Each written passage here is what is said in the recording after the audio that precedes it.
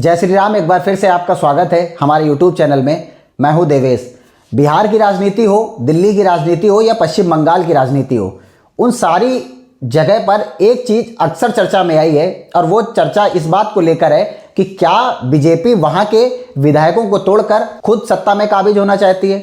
मगर अभी इसमें कितनी सच्चाई है ये तो भारतीय जनता पार्टी के नेता या उन पार्टियों के नेता बता सकते हैं जो इस बात को लेकर मार्केट में उतर रहे हैं और ये कह रहे हैं कि भारतीय जनता पार्टी हमारी सरकार को गिराना चाहती है।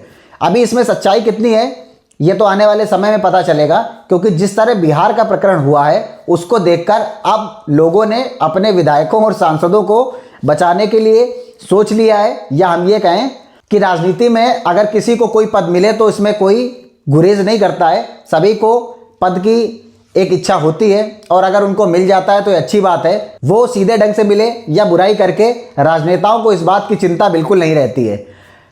दिल्ली के मुख्यमंत्री अरविंद केजरीवाल ने 2 दिन पहले एक दावा किया और उन्होंने ये कहा कि भारतीय जनता पार्टी 7 विधायकों को फोन करके सरकार गिराने की कोशिश कर रही है। दिल्ली के मुख्यमंत्री अरविंद केजरीवाल को एक बात समझ लेनी चाहिए कि आखिर में वो 7 विधायक कौन है, और अगर ऐसा उन्होंने किया है तो आप कोर्ट में क्यों नहीं जाते हैं और कोर्ट में जाकर इस बात की पुष्टि कराइए कि इन्होंने, यानी कि भारतीय जनता पार्टी ने हमारे विधायकों को फोन किया, हमारे विधायकों को खरीदने की कोशिश करी। अरविंद केजरीवाल का यह कहना कि हमारे विधायकों को खरीदा जा रहा है एक बात का साफ संदेश देता है कि आप अपने राजनेताओं पर, अपने विधायकों पर भरोसा क्यों नहीं कर रहे हैं। अगर आप कट्टर ईमानदारी का प्रावधान अपनी राजनीति में रखते हैं तो आपको यह समझना चाहिए कि आप ही ईमानदार नहीं हैं, आपकी पार्टी के जो विधायक हैं, यानी कि जो उनके जीते हुए विधायक या सांसद हैं, उन पर भी आपको भरोसा करना चाहिए। मगर आप उन राजनेताओं को, यानी कि उन विधायकों को यह कहकर दोषी ठहरा रहे हैं कि हमारे विधायक बिके हुए हैं। ये समझ लीजिए कि अगर भारतीय जनता पार्टी एक भी बार ऐसी कोशिश करती तो ये बात साफ जाहिर है कि उसमें वो कामयाब भी हो जाती और आप सिर्फ और सिर्फ हाथ पर हाथ धरे रह जाते। उसके अलावा आप कुछ नहीं कर पाते। भारतीय जनता पार्टी को अगर सरकार गिरानी ही होती तो उनके पास तमाम ऐसे हथकंडे हैं जिसकी वजह से भी सरकार गिर सकती है, मगर भारतीय जनता पार्टी ने ऐसा बिल्कुल नहीं किया। और आप अगर इस तरह के बयानबाजी करके मीडिया में बने रहना चाहते हैं तो ये आपकी मर्जी है, मगर अरविंद केजरीवाल का ये दावा कितना सच है ये अरविंद केजरीवाल से ज़्यादा और कोई नहीं जान सकता है।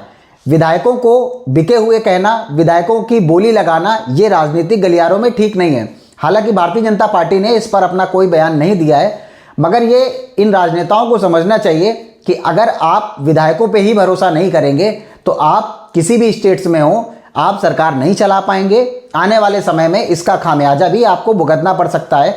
अब बड़ी दिलचस्प चीज़ इसमें यह निकल के आई कि अरविंद केजरीवाल जो खुद घोटाले में फंसे हुए हैं, अगर उनके कुछ विधायक पार्टी से नाता तोड़ ले तो उनको बस इतना ही लगेगा कि भारतीय जनता पार्टी ने इनको खरीद लिया है, जैसे कि पहले भी कई स्टेट्स में हुआ है।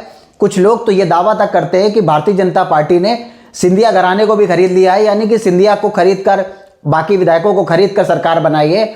उनको भी ये बात समझ लेनी चाहिए कि सिंधिया खुद में इतने पैसे वाले हैं कि वो आप जैसे कई 100 लोगों को खरीदने की क्षमता भी रखते हैं, मगर उनको इस तरह के राजनीतिक बयानबाजी से, खासकर विधायकों को बिका हुआ कहने से आम आदमी पार्टी या तमाम ऐसे राजनीतिक दलों को बचना चाहिए। क्योंकि अगर आपने घोटाला किया है उसकी आड़ में आप ये कहकर नहीं बच सकते हैं कि हमारी पार्टी के विधायकों को खरीदने की कोशिश हो रही है, सरकार गिराने की कोशिश हो रही है, या तमाम ऐसे राजनीतिक बयानबाजी।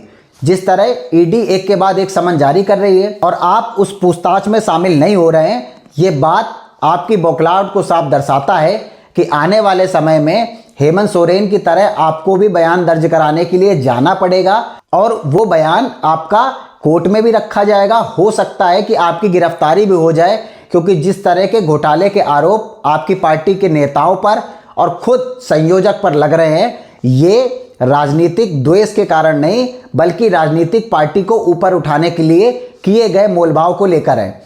देखते हैं अरविंद केजरीवाल अब आगे कौन सा दावा करते हैं कि उनके 7 के बाद क्या 14 विधायकों को फ़ोन किया गया, ये जल्दी सामने आ जाएगा। तब तक आप हमारे चैनल पर बने रहें, हमारे चैनल को सब्सक्राइब करें। अगर कुछ आपके पास सजेशन है तो हमें कमेंट बॉक्स में ज़रूर लिखें। जय श्री राम, जय हिंद।